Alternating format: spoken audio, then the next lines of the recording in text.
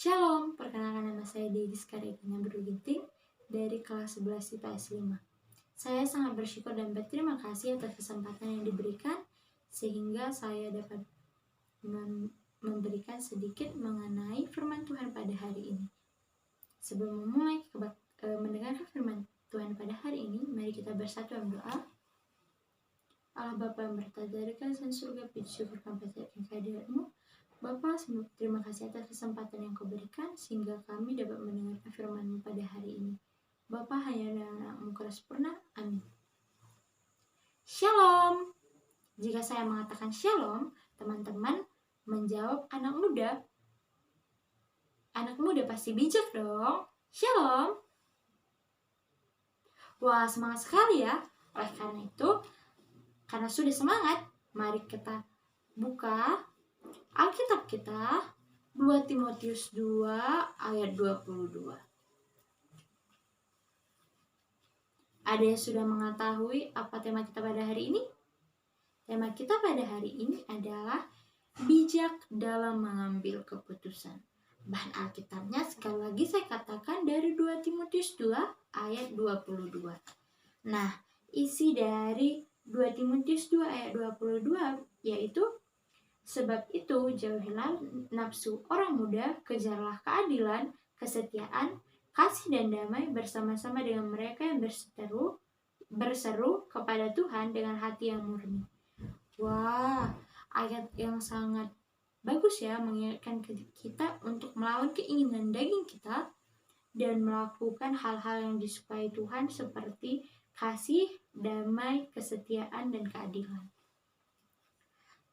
Ada yang pernah dengar tidak mengenai tokoh-tokoh dalam Alkitab yang ternyata banyak peran dari orang muda?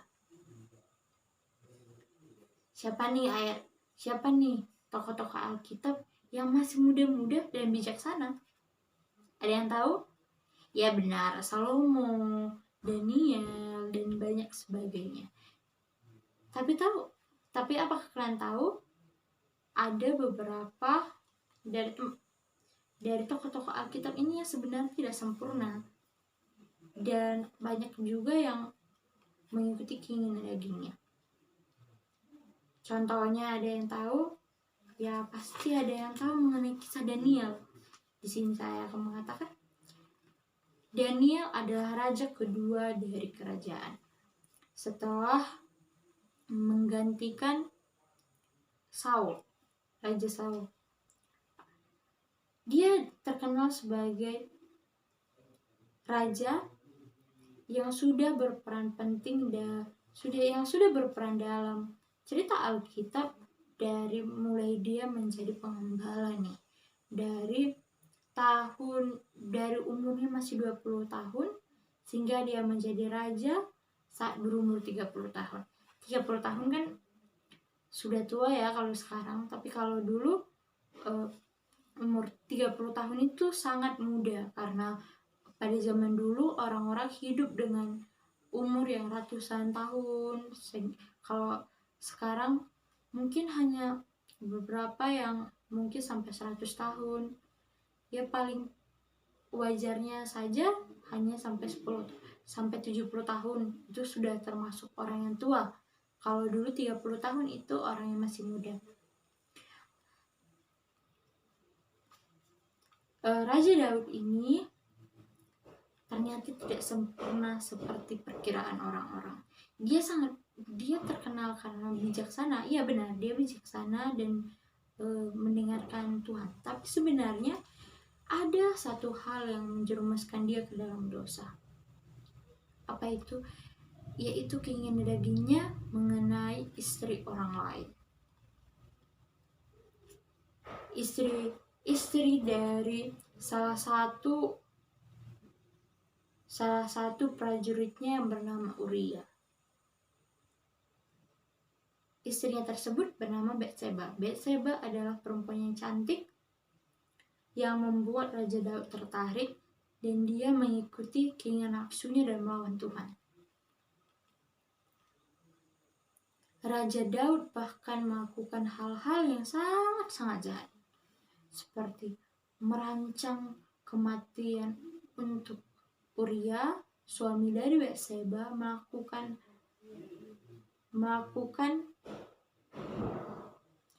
membunuh dan melakukan perzinahan.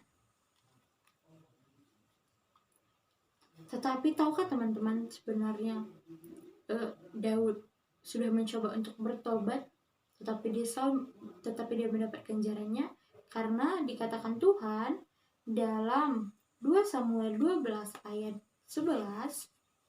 Mari kita buka 2 Samuel 2 ayat 11.